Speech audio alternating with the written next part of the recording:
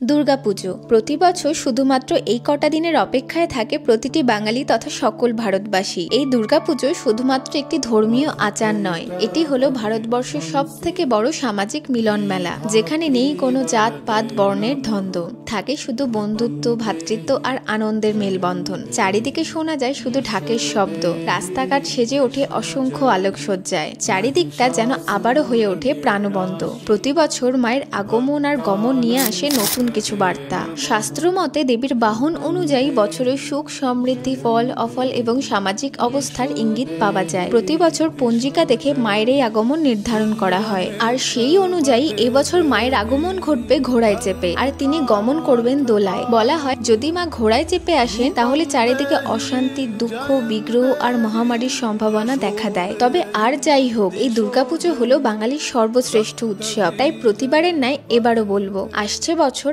আবার হবে।